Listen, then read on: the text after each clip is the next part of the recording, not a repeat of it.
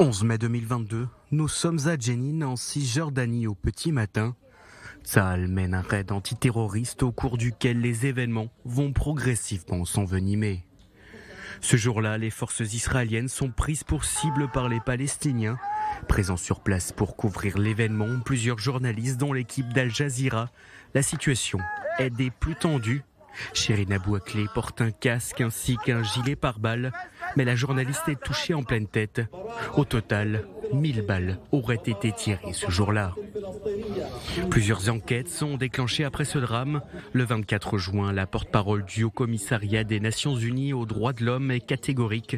Shirin Abu Akleh a été tuée par des tirs israéliens. Il est très inquiétant que les autorités israéliennes n'aient pas mené d'enquête criminelle.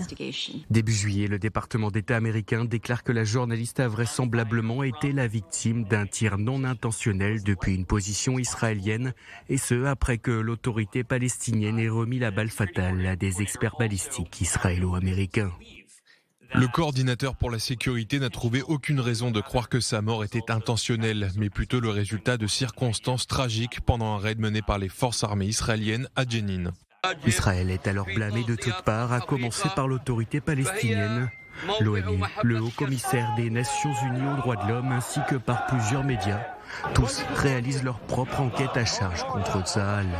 Le 5 septembre, l'armée israélienne réagit une nouvelle fois et admet du bout des lèvres son erreur. Il y a une forte possibilité que Shirin ait été accidentellement touchée par des coups de feu des forces de défense israéliennes qui ont été tirés vers des suspects identifiés comme des hommes armés palestiniens lors d'un échange de tirs au cours duquel des coups de feu dangereux, généralisés et aveugles ont été tirés sur des soldats de Tsahal.